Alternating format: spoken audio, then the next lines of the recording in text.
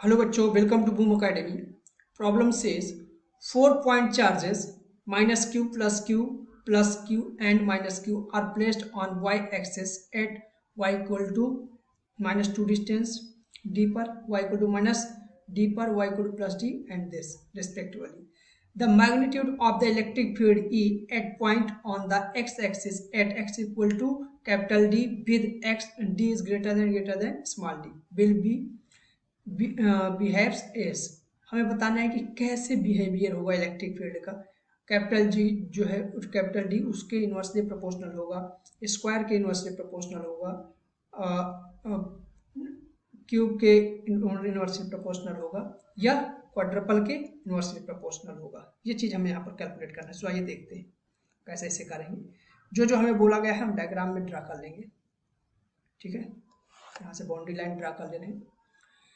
4 point charges Y axis पे हैं, तो वाई एक्सिस हम लोग ड्रा कर रहे हैं। ये है हमारा वाई एक्सिस और इधर है एक्स एक्सिस।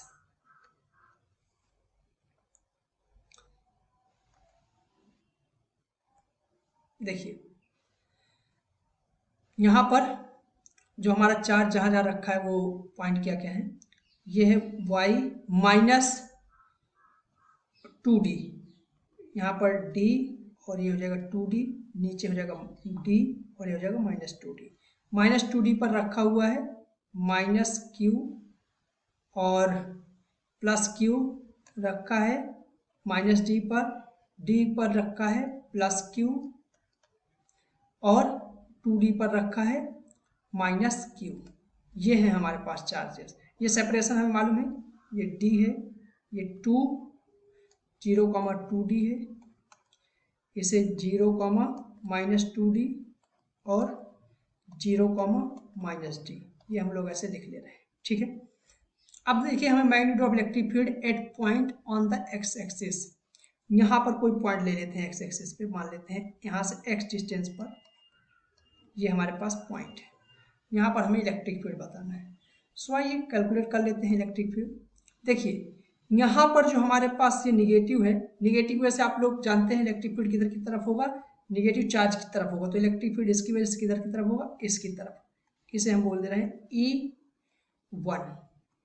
ठीक है, इसकी तरफ से निगेटिव की तरफ भी इलेक्ट्रिक फील्ड ऐसे होगा, इसे बोल दे रहे हैं। देखिए यहाँ पर मैग्नीट्यूड जो होगा -q चार्ज और इस -q चार्ज की वजह से सेम ही होगा, तो सेम मैग्नीट्यूड ले रहे हैं E1। ठीक है, और +q की वजह से electric field away from the charge, तो इसकी वजह से किधर होगा, इसकी वजह से होगा, एक सेकेंड कलर चेंज कर लेते हैं। इसकी वजह से इलेक्ट्रिक फील्ड होगा हमारा अवे की तरफ, ये अवे होगा, तो इसे E2 बोल दे रहा हूँ। और इसकी वजह से भी अबे होगा, तो इसे मैं E2 ही बोलूँगा, क्योंकि डिस्टेंस सेम है तो इलेक्ट्रिक फील्ड का जो मैग्नीट्यूड है वो सेम आएगा। ठीक है, ये वाला एंगल बोल दे रहे हैं हम लोग θ2। θ2 क्यों बोल रहा हूँ, क्योंकि मैंने यहाँ E2 बोला है, इसलिए हमारा जो नॉमेनक्लेचर है उसमें गड़बड़ ना हो, ये मैं बोल दे रहा हूँ। इसलिए ये जो एक टोटल एंगल है कितना हो जाएगा, θ1, इसे बोल दे रहे हैं θ1। ठीक, अब हमें सिंपली ये वाला अगर एंगल θ2 है तो ये यहाँ से भी क्या होगा θ2, और ये वाला अगर एंगल यहाँ से θ1 है तो इसका भी एंगल क्या होगा, θ1 ही होगा। इसे हमें देखने की जरूरत नहीं। चलिए अब यहाँ पर नेट इलेक्ट्रिक फील्ड निकालते हैं। कैसे कैलकुलेट करेंगे, देखिए मैं इसके कंपोनेंट कर रहा हूँ E1 के, तो E1 के जो कंपोनेंट होंगे इधर की तरफ क्या आएगा, E1 cos, E1 sin θ1, और इसकी वजह से भी इधर की तरफ आएगा E1। भाई ये वाला एंगल अगर θ है तो ये सिमेट्रिक वजह से ये वाला भी क्या होगा θ1, तो यहाँ की तरफ जो एंगल आएगा वो क्या आ जाएगा हमारा कंपोनेंट E1 sin θ1। अब ये E1 sin θ1 क्या करेंगे, वो दूसरे को कैंसिल आउट कर देंगे। ठीक है, ये और यहाँ पर जो इधर की तरफ जो कंपोनेंट आएंगे, यहाँ पर थोड़ी सी हौच पौच ना हो, तो यहाँ वाले कंपोनेंट्स को मैं क्या कर दे रहा हूँ, बाहर लिख दे रहा हूँ। तो 2E1 यहाँ पर जो कंपोनेंट आने वाले हैं वो क्या आने वाले हैं, 2E1 cos θ1, ये आएगा इलेक्ट्रिक फील्ड हमारा किसमें, -x की डायरेक्शन में।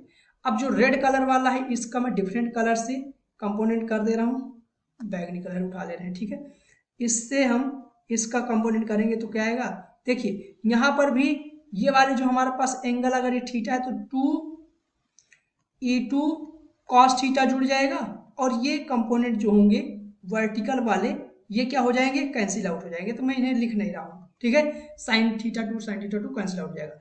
नेट इलेक्ट्रिक फील्ड चाहिए तो नेट इलेक्ट्रिक फील्ड यहाँ पर लिखते हैं, ई नेट क्या होगा हमारे पास, ई नेट होगा 2, ज़्यादा किसकी वजह से इलेक्ट्रिक फील्ड होगा, अब ज़्यादा कम तो हमें मालूम नहीं है कौन सा ज़्यादा होगा कौन सा कम होगा, लेकिन हम लोग लिख ले रहे हैं, ठीक है। जो भी होगा एक को निगेटिव पॉजिटिव को मान ले रहे हैं, एक को निगेटिव, ठीक है। तो मैं ये वाली को पॉजिटिव बोल दे रहा हूँ, ये डायरेक्शन को पॉजिटिव ले रहे हैं, ठीक है। इलेक्ट्रिक फील्ड एक वेक्टर होता है ना, तो 2e2 cos थीटा 2, ये वाला थीटा 2 बोला है ना, हाँ, माइनस 2e1 cos थीटा 1, ये आ गया हमारे पास। अब E1 और E2 का वैल्यू क्या होगा, E1 का वैल्यू जो होगा वो हम लोग यहाँ से निकाल लेंगे क्योंकि K मालूम है हमें, E2 का, तो मैं यहाँ E1 का वैल्यू निकाल रहा हूँ। E1 का वैल्यू क्या आएगा बेटा, K, E1 का वैल्यू आएगा मेरे पास K Q1 जो चार्ज है और इनके बीच का सेपरेशन, देखो ये x है, ये यहाँ से यहाँ तक का 2D है हमारा, तो ये जो आएगा वो क्या आ जाएगा, x square plus 2d of whole square, तो ये क्या आ जाएगा के क्यू अपान आर स्क्वायर होता है, तो ये x square plus 2d square, ये आ गया मेरे पास E1 का वैल्यू, ठीक है। ऐसे मैं E2 का वैल्यू निकाल लूंगा, E2 का वैल्यू क्या होगा, के क्यू अपान में ये हमारे पास d है और ये x है, तो क्या आ जाएगा एक्स स्क्वायर, वैसे स्क्वायर रूट आएगा लेकिन स्क्वायर रूट का क्या करेंगे हम लोग, स्क्वायर कर देंगे, तो क्या आ जाएगा x square plus D square आ जाएगा सिंपली। E1 E2 का वैल्यू ये है। cos थीटा 1 cos थीटा 2 का वैल्यू निकाल लेते हैं, तो cos थीटा 1 cos थीटा क्या होता है, मुझे ये याद रहता है, मैं हरदम इससे लिख लेता हूँ, आप लोगों को जो याद हो लिख लीजिएगा, ठीक है।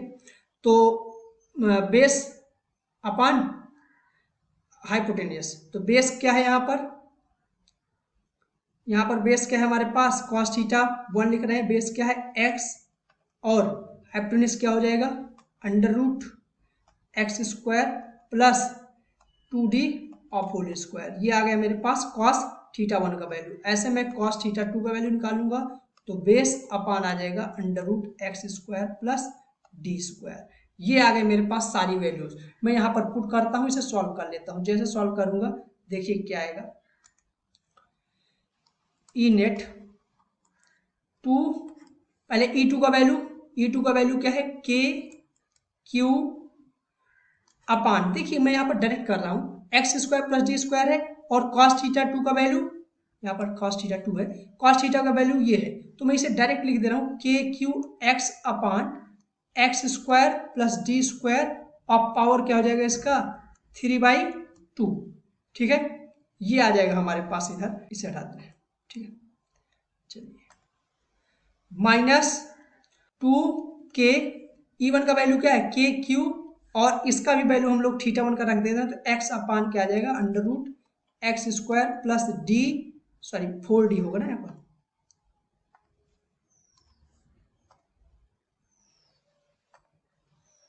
Four D of whole square of power 3/2, ये आ गया हमारे पास ई नेट।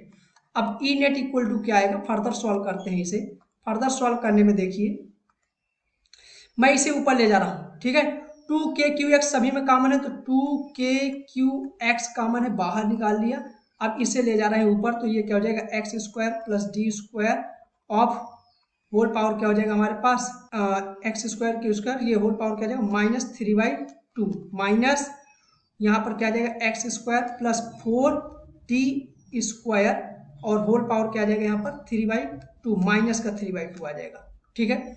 यहाँ पर देखिए हम लोगों को जो अप्रोक्सीमेशन लेना है वो x जो बोल आ गया है वो x इक्वल टू डी, मतलब x की जगह पे हम लोग d मान लेंगे, ठीक है। तो इससे हम बाइनोमियल अप्रोक्सीमेशन लेकर के सॉल्व करते हैं। कैसे बाइनोमियल अप्रोक्सीमेशन लेंगे, ध्यान से देखिएगा, ई नेट इक्वल टू क्या आ जाएगा मेरे पास, x की जगह में d लेंगे, और डी हम लोग स्मॉल डी से बहुत ज़्यादा मानेंगे क्योंकि यहाँ पर गिवन है। तो यहाँ डी हम लोग कॉमन लेने की कोशिश करते हैं, ठीक है।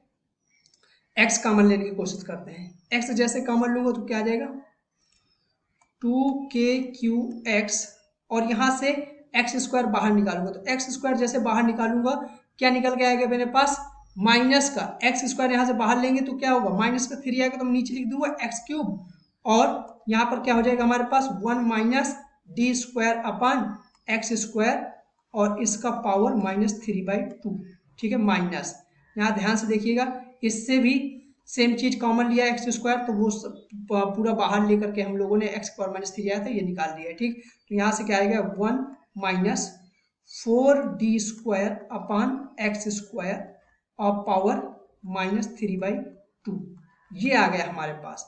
अब इसे मैं फर्दर सॉल्व करता हूं। फर्दर सॉल्व करने में क्या आएगा मेरे पास ई नेट इक्वल टू यहाँ ध्यान से देखो ये एक एक्स से एक एक्स करिएगा तो 2k³ अपान एक्स स्क्वायर बचेगा और यहाँ पर इसमें बाइनोमियल अप्रोक्सीमेशन लगा लेते हैं तो 1 माइनस माइनस के क्या हो जाएगा प्लस हो जाएगा 3d square upon 2x square और इसे ब्रैकेट में माइनस यहाँ पर हो जाएगा minus plus 12d square upon 2x square ये आ जाएगा। अब इसे सॉल्व करते हैं, ठीक है। ई नेट इक्वल टू क्या आ जाएगा हमारे पास यहाँ ध्यान से देखो ये माइनस वाला प्लस वाला ये कैंसिल आउट हो जाएगा जैसे अंदर जाएगा और ये आएगा हमारे पास निगेटिव वाला तो D square upon x square D square ये जुड़ के कुछ आ जाएगा कांस्टेंट आ जाएगा तो हमारे पास जो आएगा वो क्या आएगा ये डी तो पूरा कांस्टेंट हो जाएगा, ठीक है। क्या बचेगा जो भी है कांस्टेंट नीचे जो है हमारे पास एक्स स्क्वायर कॉमन आ रहा है तो 1 अपान एक्स ये समथिंग कांस्टेंट आएगा पूरे कांस्टेंट को क्या लिख दे रहा हूं तो ये 1 अपान एक्स टू द पावर 4 और यही हमारा क्या है एक्स टू द पावर 4 ही हमारा क्या है ये डी है। तो हमारे पास ई नेट जो आएगा वो क्या आ जाएगा 1 अपान डी टू द पावर 4 के डायरेक्टली प्रोपोर्शनल आ जाएगा, ठीक है। इसका आंसर जो है हमारे पास कौन सा है ये पार्ट है, ठीक है। ये होगा करेक्ट आंसर।